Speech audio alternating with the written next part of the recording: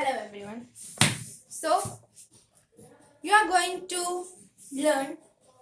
आज आप कन्यादान क्षितिज बुक का जो कविता है कन्यादान वो हमारे साथ पढ़ेंगे विद एडी स्टडी टाइम में.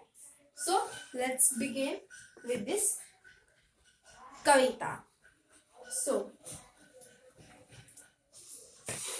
पहली बात तो कन्यादान. कन्यादान से क्या तात्पर्य है? कन्यादान से हमारा ये तात्पर्य है कि कन्या का दान. ठीक है, कन्या कोई वस्तु नहीं है और दान में हम लोग वस्तु या धन या कोई ऐसी चीज को देते हैं जो किसी और के उपयोग में आए. पर यहाँ पे कन्यादान, कवि ने कविता का नाम रखा है कन्यादान. तो कन्यादान का यहाँ पे वो टाइम है जब कन्या लड़की का विवाह हो रहा है, उसको दान में दिया जा रहा है. ठीक है, तो स्टार्ट करते हैं कविता से.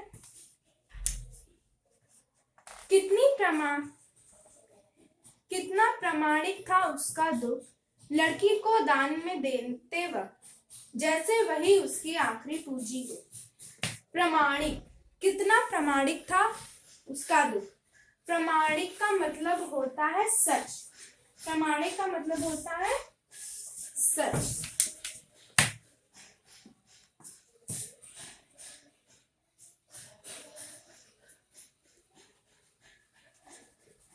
प्रमाणिक का मतलब होता है सच.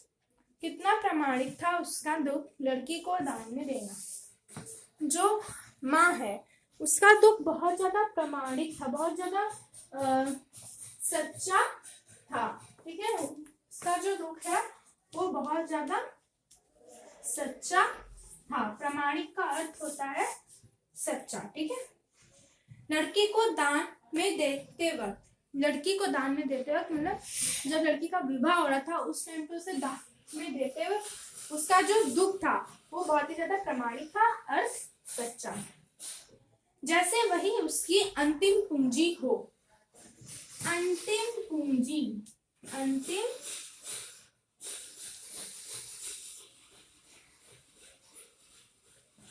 पूंजी. ठीक है, अंतिम पूंजी. अंतिम पूंजी किसे कहते हैं हम लोग? अंतिम पूंजी वह पूंजी होती है, अंतिम पूंजी वह पूंजी होती है जिससे हम अपने जीवन के विपरीत परिस्थितियों या बहुत ही ज्यादा मुश्किल परिस्थितियों में इस्तेमाल करते हैं. उसे हम अंतिम पूंजी कहते हैं. और पूंजी का मतलब क्या होता है? पूंजी का मतलब होता है धन. ठीक है, पैसा.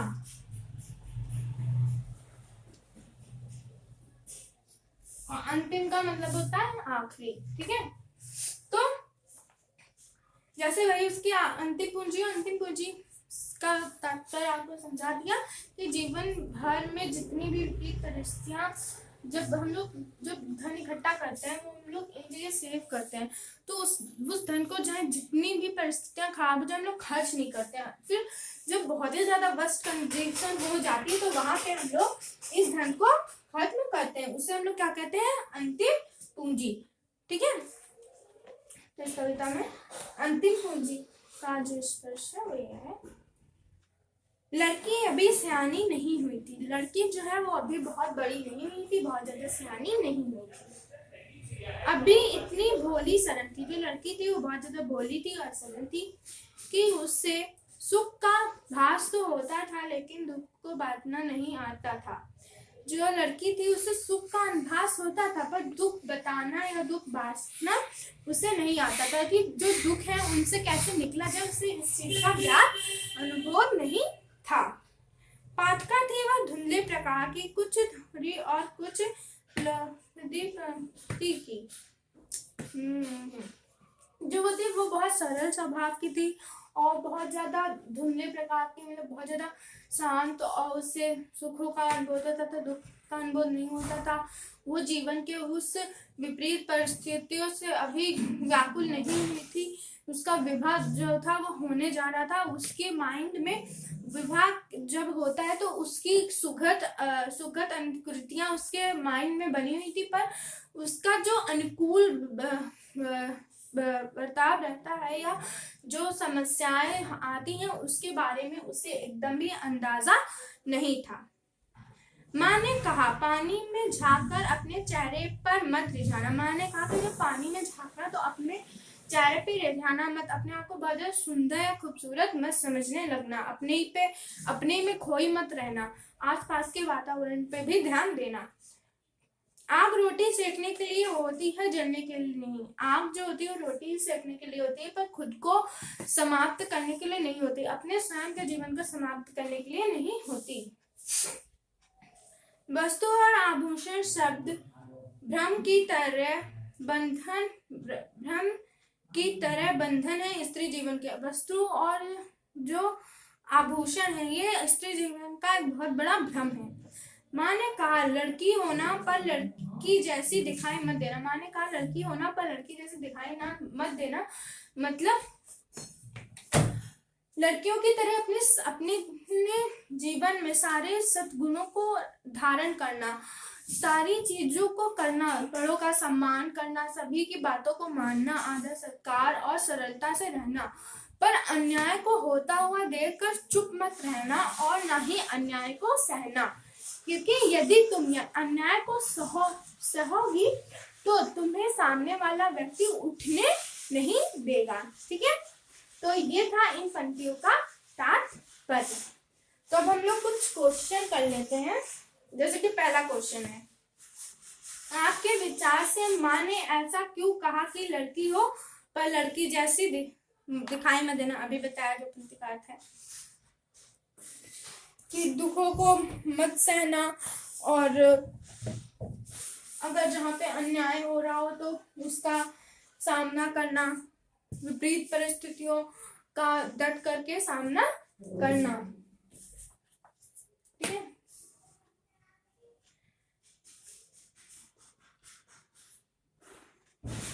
माँ ने बेटी को सचेत करना जरूरी क्यों समझा। अब जो यहाँ इस कविता में जो माँ है उसने बेटी को सचेत करना जरूरी क्यों समझा। माँ ने बेटी को सचेत करना जरूरी इसलिए समझा क्योंकि माँ ने बेटी को सचेत करना जरूरी इसलिए समझा क्योंकि जो उसकी बेटी थी वह बहुत सरल स्वभाव की थी, उसे समाज में होने वाले कार्यों के बारे में नहीं पता था।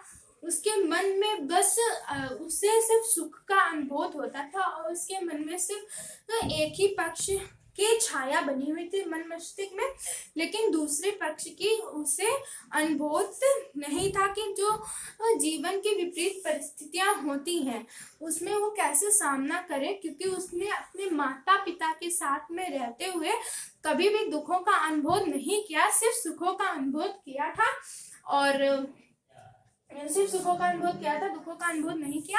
इसीलिए माँ ने अपनी बेटी को विपरीत परिस्थितियों से लड़ने के लिए तैयार करने के लिए उसे सचेत करना जरूरी समझा। So now I am going to write some questions here, और उसके आंसर आप कमेंट बॉक्स में करेंगे और ये भी बताएंगे कि जो मैंने आपको कविता समझाई है इन शॉर्ट समरी वो आपको समझ में आए कि नहीं आए। सो let's begin writing the questions. दो क्वेश्चन ये हैं कि कविता में लड़की को दुख बांचना क्यों नहीं आता था। दूसरा प्रश्न, माँ को कौन सा दुख माँ का कौन सा दुख सच्चा या प्रमाणिक था। ठीक है, और लड़की को ये दुख बांटना क्यों नहीं आता था, क्योंकि उसने माता पिता के साथ रह के कभी दुख का अनुभव ही नहीं किया। माँ का कौन सा जो दुख था या जो प्रामाणिक था वो क्यों सच्चा था, क्योंकि वह अपनी बेटी को पूरा जीवन भर पाल पोस कर बड़ा करती है और उससे अपनी सारे दुखों को बांटती है, क्योंकि जो माँ और बेटी का रिश्ता होता है वो बहुत ज़्यादा गहरा होता है। माँ कुछ बातें अपने घर में या अपने परिवार में, यहाँ तक अपने पति से भी कुछ ऐसी बातें होती हैं जो बातें वो नहीं कह सकती, वो बातें वो अपनी बेटी से बताती है या करती है। तो ये था पाठ कन्यादान। अगर आपको पाठ समझ में आया है सो लाइक इट, नहीं समझ में आया तो डिसलाइक इट, और कमेंट करके बताइएगा कि कहाँ पे आपको नहीं समझ में आया या मैंने कहाँ पे क्या मिस्टेक की और समझ में आया तो क्यों समझ में आया। Bye, thanks for watching.